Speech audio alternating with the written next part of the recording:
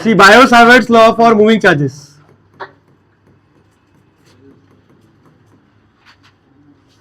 For moving charges, if you remember Biot-Savart's law, we had said कि this is current carrying wire I. If I take a very small length element dl here, so we give the direction of dl को vector में, we give a direction to dl which is same as current direction. And if I want magnetic field produced at this point P, so we say कि let's say P is at a distance r from the dl and the angle between them is some theta.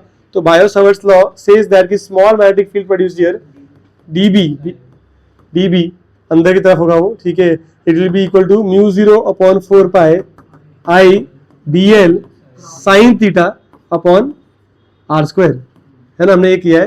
तो अगर current carrying wire magnetic field produce कर सकता है तो we believe that let's say if I have a charge plus q, okay, plus q, और जो velocity v से move हो रहा है, if I take any point यहाँ पे पॉइंट p, तो there has to be some magnetic field produce here also, isn't it, ठीक है, यहाँ पे कोई dB प्रोड्यूस होना चाहिए, ओके. और वो कैसे निकालते हैं, देखो हमने क्या किया कि v पता है इसका अपने को, तो वी से दैट कि जो dl मिलेगा तुमको, it will be in small time dt, distance travelled is how much, dl effective बोलते हैं इसको, it will be speed into time vdt, distance is speed into time, ठीक है. तो इन स्मॉल टाइम dt जो dl चलोगे तो वो कितना होगा vdt, okay. And current effective is actually dq by dt ना, ठीक है, तो यहाँ पे q by dt लिख सकते हैं, okay. And if you look at this substitution, put it here, क्या आएगा देखो, तो dB का वैल्यू क्या आएगा, इट विल म्यू 0, क्या आएगा बोलो, ठीक है, dq q अपॉन dt और v dt, तो dt dt कैंसिल हो जाएगा, तो get q v sin theta, है ना, अपॉन, ठीक है. And do you remember vector form of this, क्या था बोलो, I dl cross r upon r cube. यहाँ पे क्या बनेगा बोलो,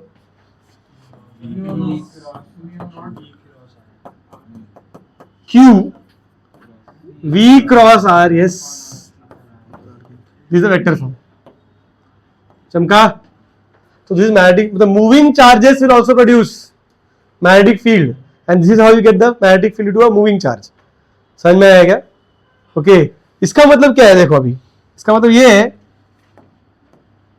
कि if I have two charges like this is charge q1 moving with velocity v1, this is charge q2 moving with velocity v2, okay, and let's say there is some distance between them, some distance r, okay. तो there has to be some force of interaction. इसका अगर देखो तुम imagine करो कि q1 जो है यहाँ पे एक फील्ड क्रिएट कर रहा है b1, ऐसा बोल सकते हैं क्या, because q1 is a moving charge and we have just learned कि a moving charge will produce magnetic field ना, correct. Moving charge magnetic field produce कर सकता है. इसका मतलब क्या है कि ये जो q1 है वो q2 के पास एक मैग्नेटिक फील्ड क्रिएट कर सकता है. समझ में आ रहा क्या, एंड दैट फील्ड को we can call as b1 field. समझ में आ रहा क्या. Now if you look at this charge, it is a moving charge into external magnetic field. इससे कौन सा फोर्स लगेगा, I am saying q1 produces, listen to me very good, q1 produces b1 field at q2, जहां पे q2 चल रहा है वहां पे. समझ में आया क्या. therefore I can say q2 is a moving charge, in external field, b1. तो it should experience force. समझ में आ रहा है क्या, ठीक है. force experienced by 2 due to the field of 1 will be what, q into v किसका, खुद का, तो v2 क्रॉस b किसका, बाहर वाले का. This is amount of field experience, force experience, Q V B sine theta वाला फोर्स है ये, ठीक है. तो this is actually force on one charge due to other, one moving charge due to other moving charge, both are moving, okay, one charge on other. थोड़ा थोड़ा चमका मैंने क्या लिखा बोर्ड पे, ठीक है। Can you solve this problem for me? I am asking you, there is a charge moving like this QV plus QV, यहाँ पे डिस्टेंस R पे एक और चार्ज है प्लस Q और V ऐसे चल रहा है इसको ऐसे, ठीक है। क्वेश्चन पूछा है, इसको नंबर 1 बोलो, इसको नंबर 2 बोल देते, ठीक है। Okay, you have to give me F12 and F21। You want to see कि वेदर, मेरे को क्यों ये क्यों निकालने बोला तुमको मैंने, हाँ वो चेक करें कि एक्शन रिएक्शन पे है कि नहीं, समझा। तो Q1 is moving upwards towards north, ऐसे जा रहा है अपवर्ड्स, और Q2 जो है वो ऐसा है, चार्ज का value same, mass same, speed same, distance is R। Find F12 and F21 at this instant. समझ में क्वेश्चन क्या है, ठीक है, लिखो। और थोड़ा थोड़ा we are moving towards a very interesting result now. Okay, can you give me this answer?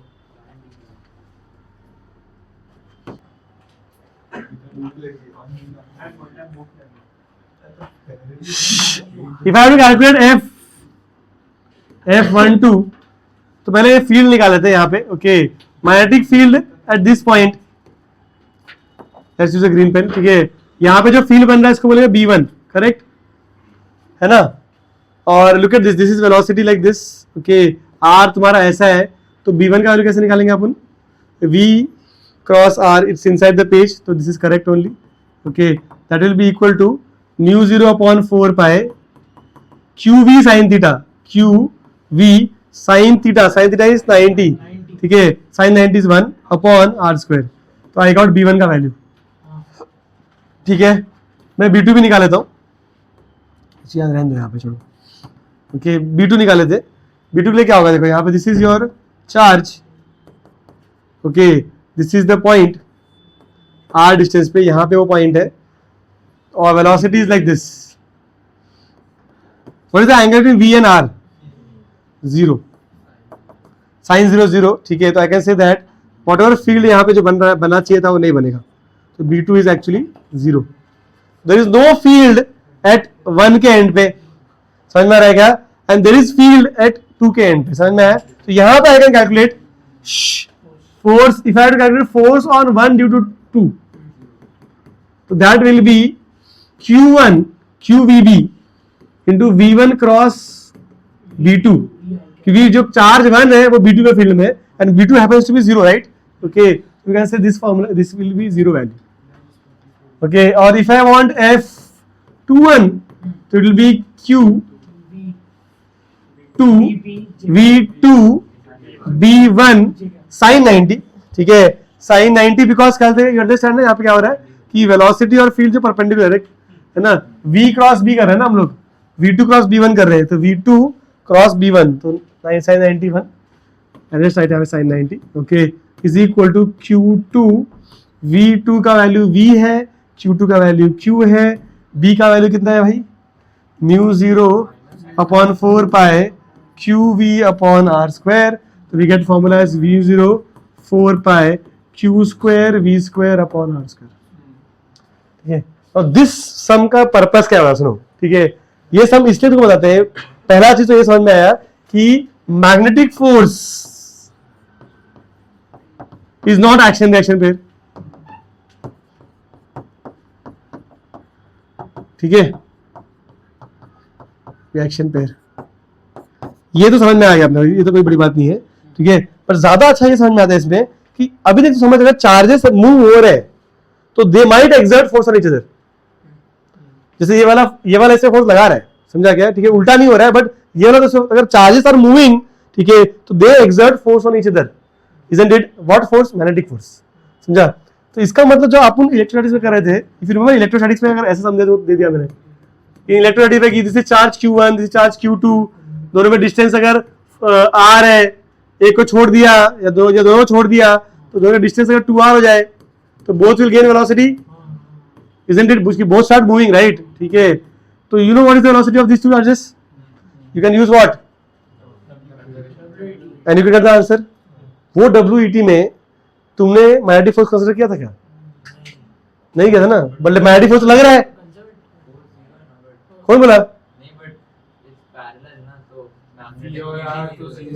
तो एक को इधर लेना होगा, अगर समझ ले पैरेलल नहीं होता तो लोगे तुम,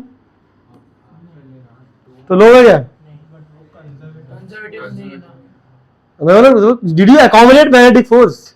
कंजर्वेटिव नहीं तो यू कैन यूज वो वाला फॉर्मेट की work done by garbage forces is equal to, है ना, वो कैसे हो तुमने किया था क्या वहां पे? हमने कन्वीनियंटली मैग्नेटिक फोर्स को कर दिया नेग्लेक्ट। समझ में आ रहा है क्या? ठीक है, तो why can we do that, वो तुमको समझा रहा था मैं यहाँ पे। समझा? यहाँ पे why can we ignore in charges के इंटरेक्शन में हमने सिर्फ इलेक्ट्रोस्टैटिक फोर्स ही लिया था और कंजर्वेशन एनर्जी वहीं पे लगा लिया। ठीक है, हमने मैग्नेटिक फोर्स को कर दिया था इग्नोर, राइट? क्यों इग्नोर कर सकते हैं वो तुमको सीखना है, तो ये समझ में आएगा अपने को ऐसे। देखो, ठीक है, question is why can we ignore FB magnetic force in moving charges.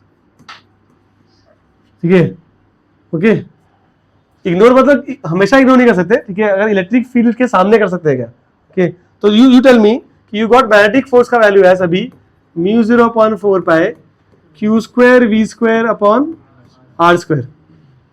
ये आंसर, राइट, है ना? अगर इलेक्ट्रिक फोर्स निकालते हैं दोनों के बीच में तो कितना आता? It will be 1/4 by epsilon naught Q² upon R², है ना? If FE अपॉन FB बताओ क्या आएगा? Q² bye bye R² bye bye, है ना, है ना? और क्या है? 4 पाई बाय बाय। ठीक है, you will get what? 1/μ0 epsilon naught V² नीचे है ऊपर? नीचे। ठीक है, ध्यान से देखो भैया, do you know this formula? But तुमको पता है C² इज 1/μ0 epsilon naught? तुमको पता है क्या फॉर्मूला? ये मैं तुमको पढ़ाऊंगा इलेक्ट्रोमैग्नेटिक वेव में। ठीक है, ओके, कि जो स्पीड ऑफ लाइट है it is root of μ0 epsilon naught। ठीक है, what is μ0? Permeability of free space. What is epsilon naught?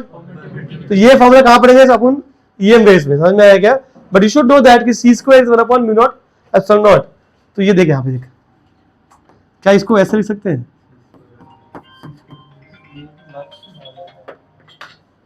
इसको ऐसे लिख सकते हैं क्या?